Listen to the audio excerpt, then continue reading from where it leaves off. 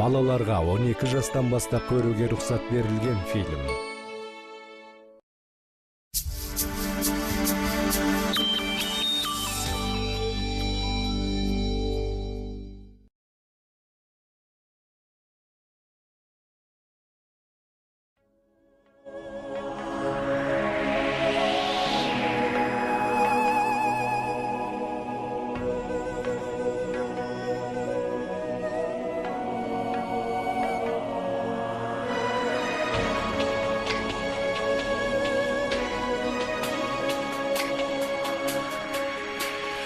Auraylı bәрін дүние сағым, қанбайды тәтті күйіңе тербеліп жаным.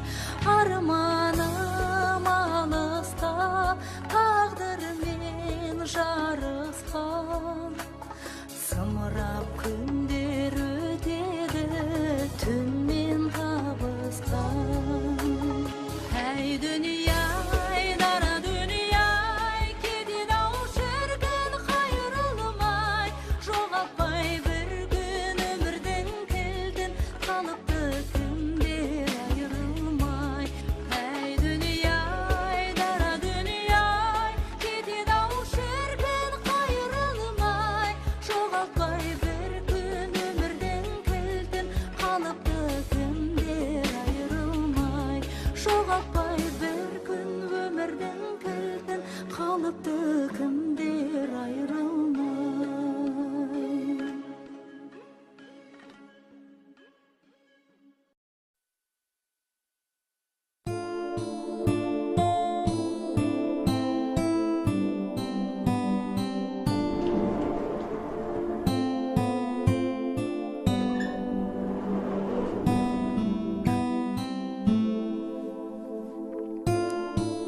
Бұл кім? Мен ғой жаным, есіп таша ғой. Шаршадың ба жаным? Күнде өсіп кетті ғой. Жүр, мен шай дайындап қойдым. Сені көрсем, барлық шаршағаным ұмытылады ғой. Алтыным, мынаны жолдан ала салдым. Жеміс жидектер ғой.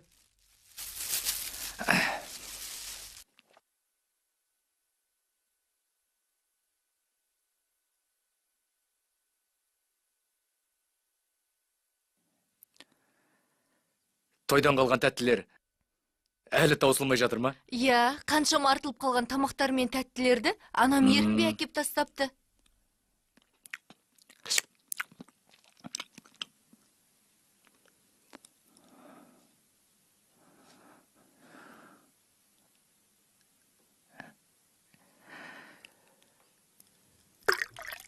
Өзі тәп-тәтті келіншек болып апты. Рахмет жаным, сен үшін бәріне дайынмын. Міне, жаным, көптен күткен арманымызға да қол жетіп, отбасын құрдық. Енді балаларымыз болады. Үлкен әулетке айналамыз. Әрине жаным, қасымда сен барда ештеңеден қаймықпаймын. Ең бастысы, біргеміз.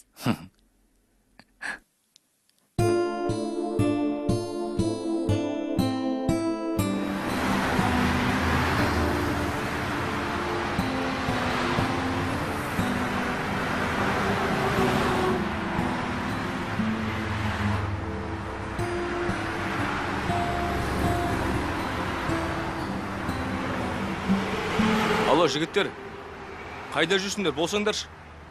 Уақыт өтіп барады.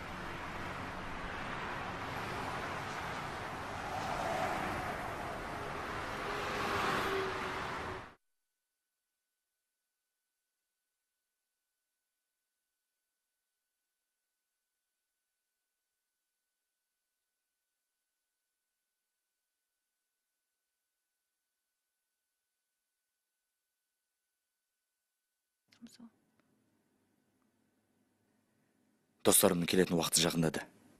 Жаным, тұра ғой. Күшкене жата тұрайыншы, үлгерем ғой дастархан жайып. Ұят болады жаным. Ертерек келіп қалсашы. Жас келін ұйқын соғып жатыр демей ме? Жақсы отағасы, сіз айтсаңыз тұрмасқа мал бар ма?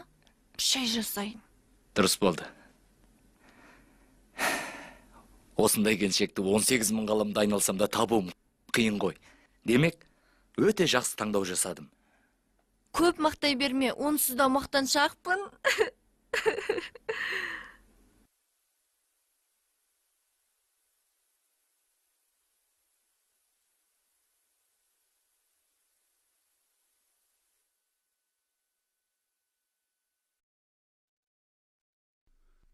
Жігіттер, жылдамдатайық, сағат 3-те жұмыста болу керек. Сұранасаң болмай ма? Онсыз да бір ай жұмыста болмадың ғой. Соны айтам, өзіңнің бастығың үйіне қонаққа бара жатсың. Дұрыс айтасыңдар.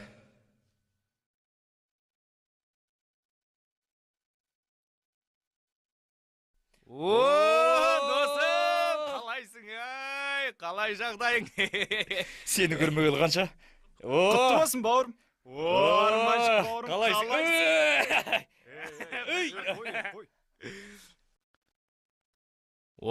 Нағыз ақ келін екен, а? Ал төрілетіндер жігіттер. Ал досым, мұнау саған. Рахмет. Жүр. Ал жүріңдер, жігіттер. Жігіттер, жүріңдер. Дастарханға жайғасыңдар.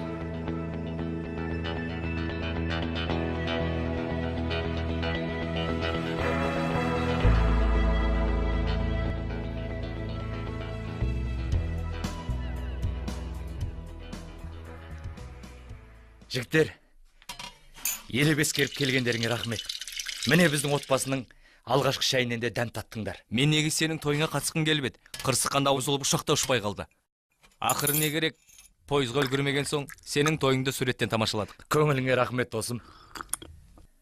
Менің барымда, нарымда сендерсіңдер ғой. Атанамда, бауырымда, достарымда сендерсіңдер. Арман, саған тек қана бақыт тілейміз, бауырым. Иә. Жігіттер, ренжімеңдерші, мен қазір.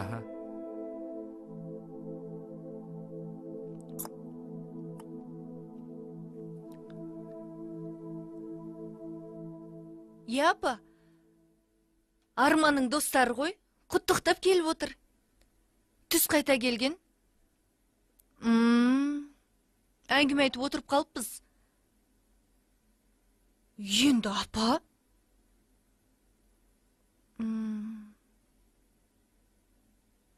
Жарайды. Бірақ қалай айтам мен? Жақсы.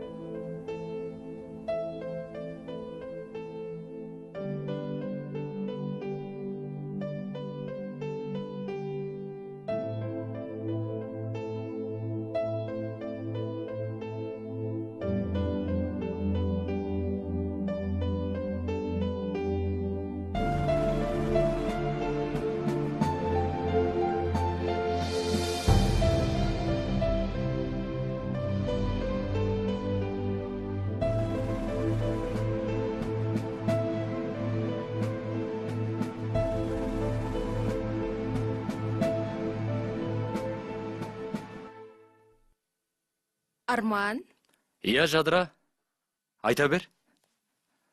бірге түскі асқа барып қайтсақ, қолың бос па? Сәл кейінірек. Бүгін емес, ертең барайықшы. Арман, мен сен нағыз сөзінде тұратын жігіт деп ойлаушы ем. Мына тұрған асханаға барам дегенің 3 ай болды. Тағы уәдеңде тұрмайсың ба? Кішкене сәл күте тұршы. Жоқ, қазір. Жақсы. Мынау қайда кетті? Арманның арманы жоқ.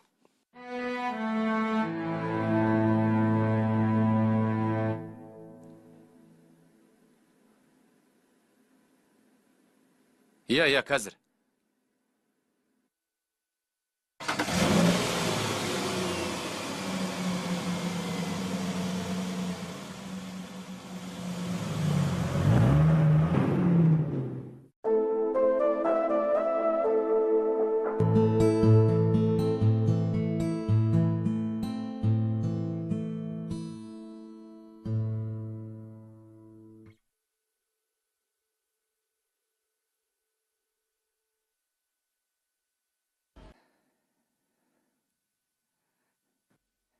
О, неткен әдем гүл. Жаным, мынау саған.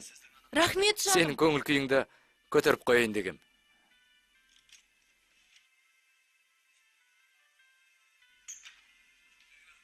Жұмысың қалай болды, жаным? Жақсы. Қағаз көп қарадым, басым аздап ауырып тұр. Біраз жатып демалып ал, жаным. Көп ұзамай тамақ та дайын болып қалады. Жақсы.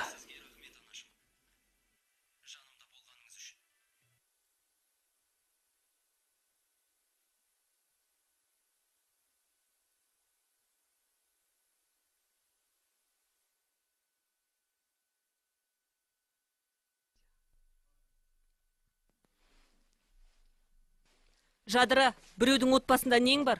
Сен қызықсың, ол отбасылы еркек қой.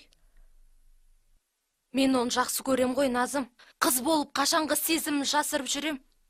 Енді оның әйелі бар. Әйелі бар дегенді түсінесің бе? Қазір сен хат жазсаң, кикілжің туады. Мейлі, бұдан арға шыдай алмайым. Арманмен бірге болуым керек. Туф, өзің біл.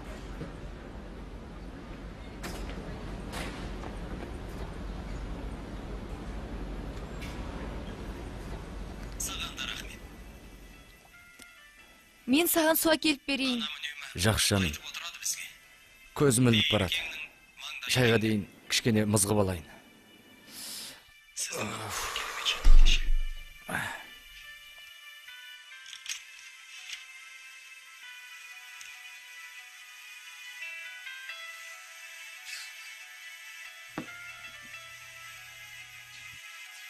Сізге рахмет, анашым.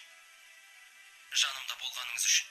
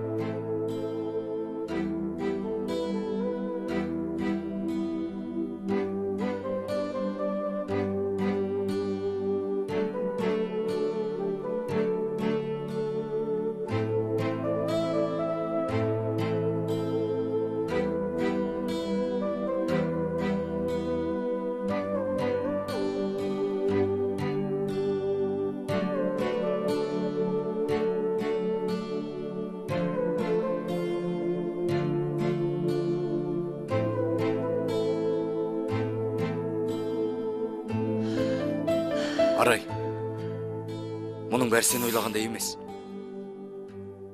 Менің сенімен ұрсып аузым шаршады. Сол жадыраны ал әйел қыл. Оның жазғандарың жартысы өтірік. Демек жартысы шындық.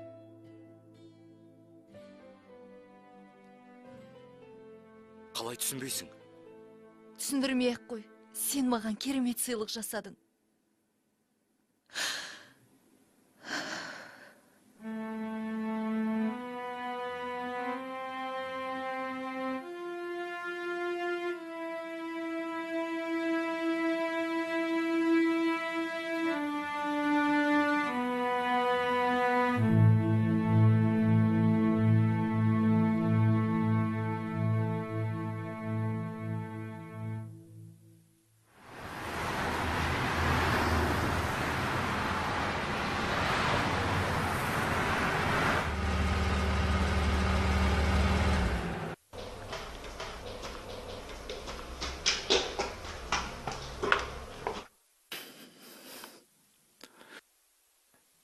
Жадыра, мен сені жақсы көрмеймін. Менің отбасымнан еркеңді аулақ сал. Мен сені ұнатам деген сөзіңді қалай ұмытам? Ұнату мен сүю екі бөлек ұғым. Ол бір кезде жылт еткен сезім ғана болатын. Одан кейін мен үйлендім, менің заңда әйелім бар, түсінікті ме? Сірә менің хабарламамда әйелің оқып қойған ау. Кешір. Бұл жай ғана кешір дей салатын нәрсе емес. Менімен енді мүлде араласпауыңды өтінем.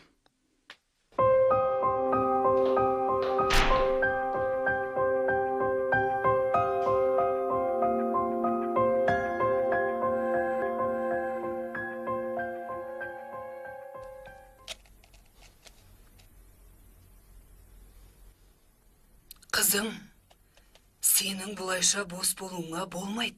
Күйеуді уста ұстау керек. Түсіндің бе? Түсінем, ол ана оңбаған қыздың қылығы ғой. Ал күйеуің оған мүмкіндік беріп отыр. Сен неге соны ойланбайсың? Бұл қай бір тәрбие көрген дейсің, айдалаға ауылда өскен. Сен осыдан айналшықтап шықпай қойдың, басқа бір жігіт құрып қалғандай. Ой, апа, қайттан бастамаңызшы. Тоқтат, анаңа қарсы шықпа. Осы бастан шіріп жатырсыңдар. Күйеуіңді сен жөнге сала алмасаң, екеуіңді мен жөнге салам. Жарайды. Қазір Сәтижанды балабақшадан алып кетуім керек. Кетейін. Ал сен мінезді бол. Енді жиі тексеріп тұрам.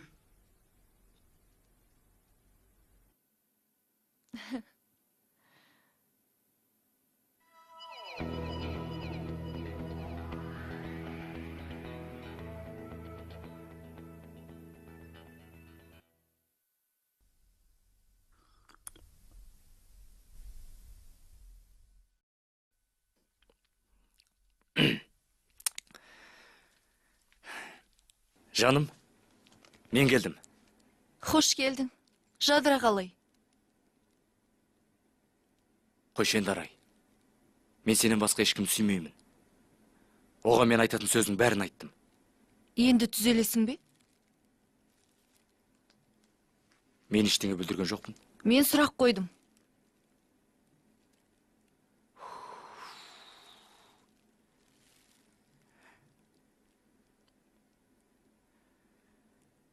Жарайды.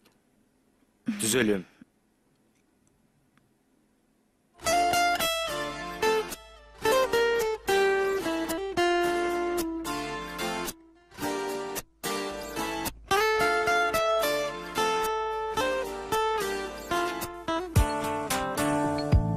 Жұбанады жаның нұрына күнім көктемде. Алабортып сағым жағалап тауды кеткенде. Оянады қыздар таңғылып әлемді әсем әнімен. Ғажайып қақсап таң нұры келеді бізге сәнімен. Гүлдер, алқызыл гүлдер шомылып күнге арайланады. Түнде босайып күнге тербейді бірге таң самалы. Гүлдер, алқызыл гүлдер шомылып күнге арайланады. Түнде босайып күнге тербейді бірге таң самалы. Гүлдер, алқызыл гүлдер шомылып күнге арайланады. Түнде босайып күнге тербейді бірге таң самалы.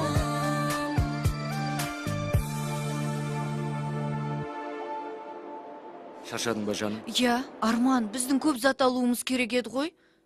Ақшамыз жетпей қалды ғой. Енді айлықтың бәрін түгел жұмсадық қой. Басқа табыс көз жоқ. Осыған да қанағат.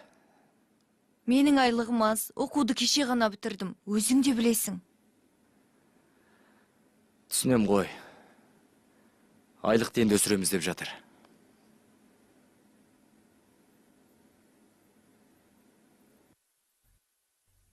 Қызым, ертең тұрмыстық қиыншылықтар алдыңнан шығады. Сол кезде күйеуге аямай талапты қою керек. Асырай алмайтын болса, неменеге әйел алады? Енді банк істейді. Бірден етіп, өмір сүріп кетерміз. Бірден етіп деген әңгіме, бос әңгіме. Талап ет. Болмаса өз жолымен кетті. Әй, Қатипа, мына сөзің не? Сен сөйлемеші. Қызыма не айту керек, не істеу керек екен өзім білем. Мұның дұрыс емес қой. Әй, сен осы отасқан 30 жылда қарқ қылып бірдеңе төңкеріп тастай алдың ба? Ақшаның бәрін мен таптым. Тек ішіп жеуді біліп келесің.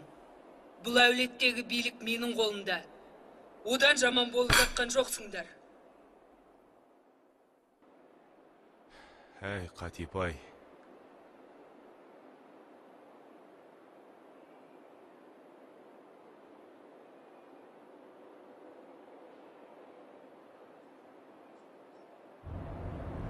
Арман, сен үйдің қожайынсың.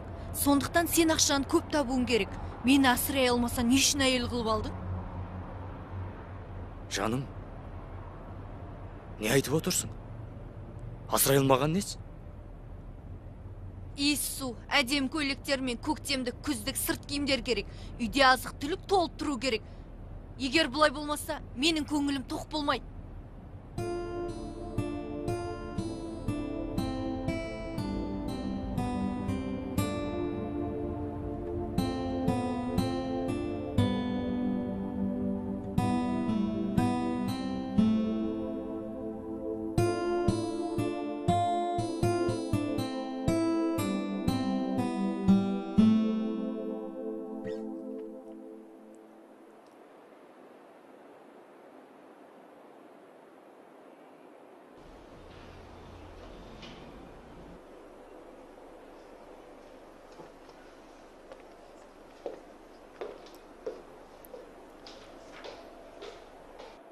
Досым, Ау, менің жұмысым бітті.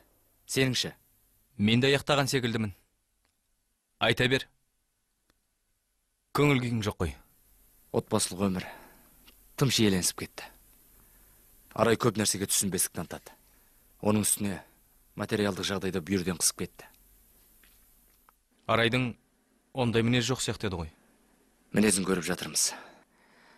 Үйленгелі біраз уақыт өтті. Дәрігерге қаралып еді. Нәресте де көтермепті. Оған да қапаланады. Анауым жоқ, мынауым жоқ.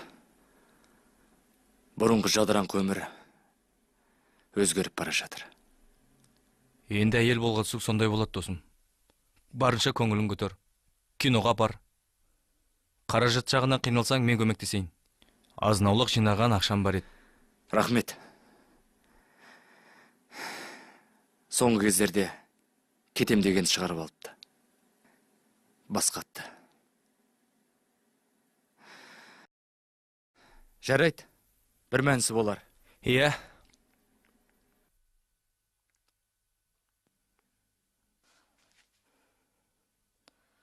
Арман, сені 1 минутқа бола ма?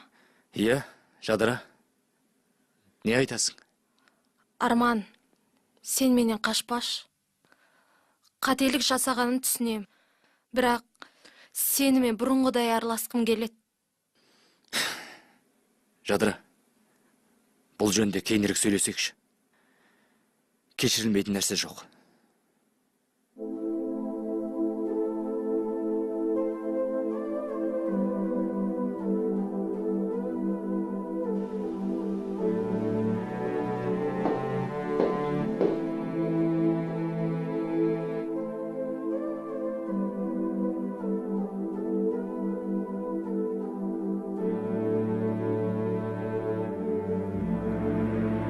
Неге өзге еркектер сияқты галстук тақпайсың?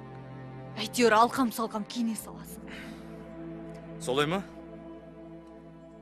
Барынша дұрыс киінем деп ойлап жүрсем, Иә саған, мен келгелі дұрысталған шығарсың.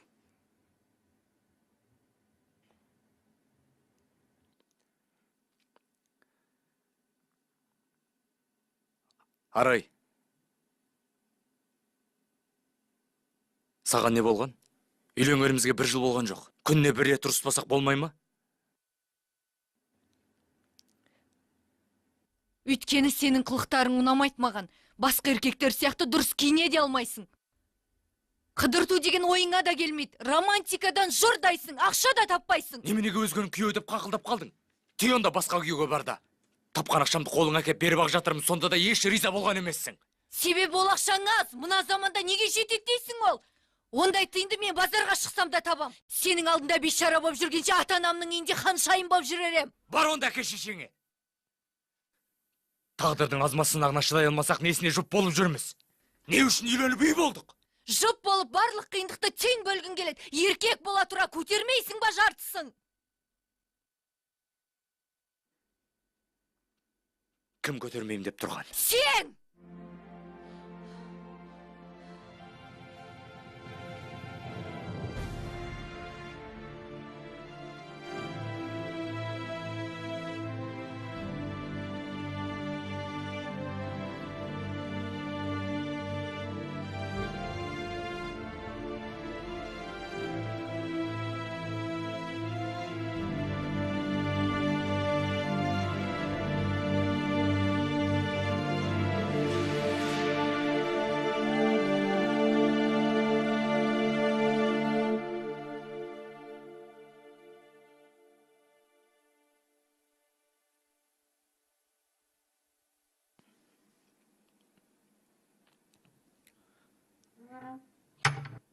Арай?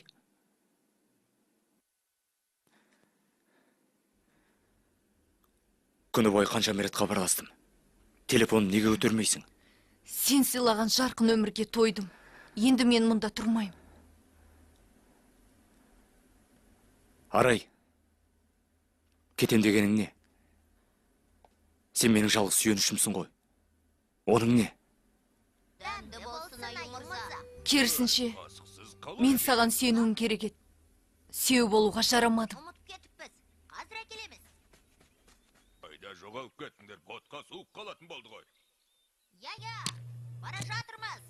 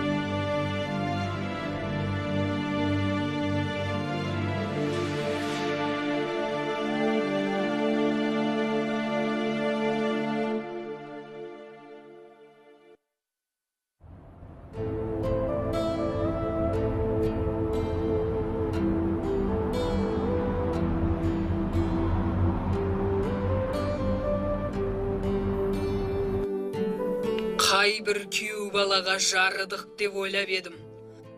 Не тамағын әпере алмай, не киімін алып бере алмай қызымды бейшара қылып жіберген. Ақылымды алып келгенің дұрыс бол. Өз үйіңде шалқайып өмір сүр. Бұған ештеңе жаққан емес, мән берме қызым.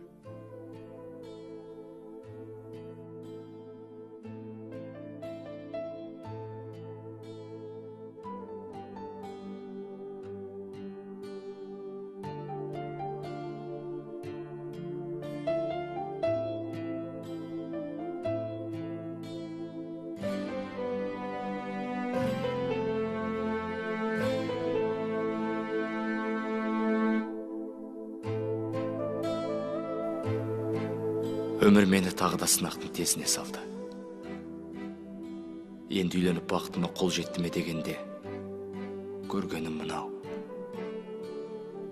Егер әке-шешем, бауырларым болғанда өмірім мүлде басқаша болар ма еді? Ақыл айтар жанашырым жоқ. Арай болса мені жалғыз қалдырып кетті. Мен оны сүйгем.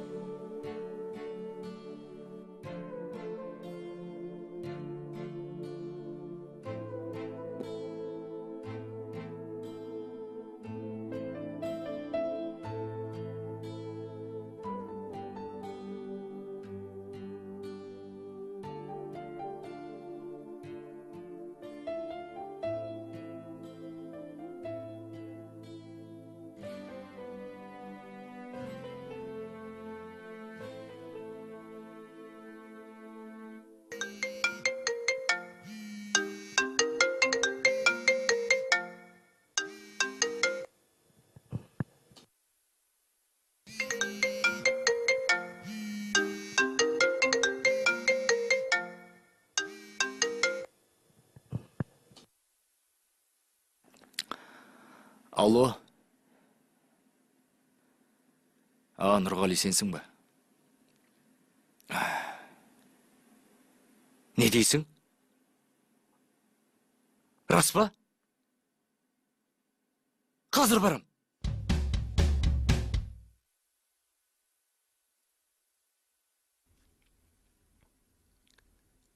Қызым, қалың қалай? Жақсы әке. Саған бір сөз айтуым керек, қызым. Иә әке. Анаңды шақыршы. Иә, не айтпақшысың? Онсыз да жүйкесі шаршаған қызыңның миын аштпақпысың? Өй, сенде. Тоқтат! Осылай сайрап, сөз бермей, отбасындағы билікті алып келе жатқаныңа 30 жыл болды. Дүниеге көзің тоймай, құндылықтың бәрін дүние мен байлықпен өлшейсің. Есіңде ме? Біздің алғашқы үйленген жылдарымыз кемпір. Мен кішкене сөйлесем, кетем деп қорқытушы едің. Иә, мен шында да қорқатынмын содан. Сөйтіп қорқамын деп, сорлы сүмелекке қалай айналып кеткенімді де аңғармай қалдым. Сенің берген тәрбиең ақыры жастарды ажырастырып отыр. Қыз бала төркініне қыдырып қана келу керек. Қыз деген жат жұрттық деп бекер айтпаған. Қызым, сен өз отбасыңа қайтуға тиіссің. Ең басты сен сүйетін адам қасыңда болса, бала да, байлық та болады. Ал кішкене қиындыққа сабырсыздану ақмақтың ісі. Өзгеннің отбасына қол салып, қолтығына су бүркіп отырған мына Қатипа сенің ісің тіпті ерсі. Енді бұлардың өміріне араласушы болма. Мен пәлен жыл үндемеген екем, міне бүгін үндедім. Қыз барған үйдің салтын бұзбауға міндетті. Атанаға иіліп сәлем беру ізеттіліктің белгісі. Күйеуіне құрмет көрсету көрегендіктің белгісі. Естеріңде болсын, еркекті ер ететінде, ез ететінде әйел.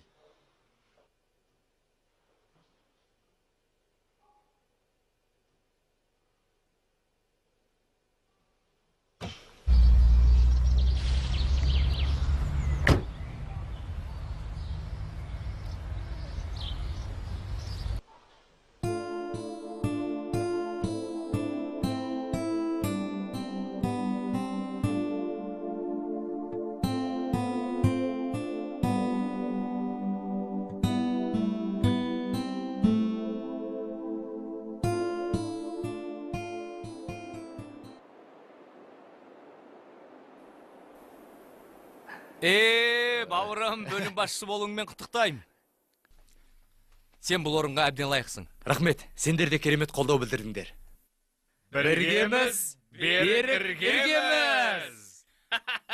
Жігіттер, Арманның бұл жетістігін жақсылап атап өтпесек болмайды. Қай мейрамханаға барамыз? Атасақ атап өтейік, бірақ ешқандай шул жерге баруға зауқым жоқ. Одан да біздің үйге барайық. Үйде ешкім жоқ.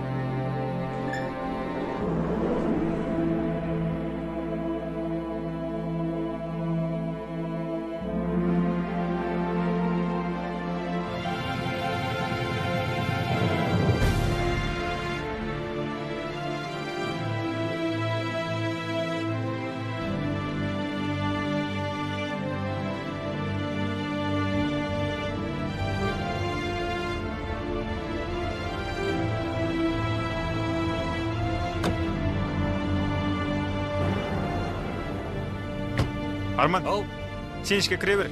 Біз дүкеннен анау-мынау алып алайық. Жақсы, бірақ тым қымбатқа түспеңдер. Жүріңдер, жігіттер, кеттік. Жүріңдер, кеттік, жігіттер.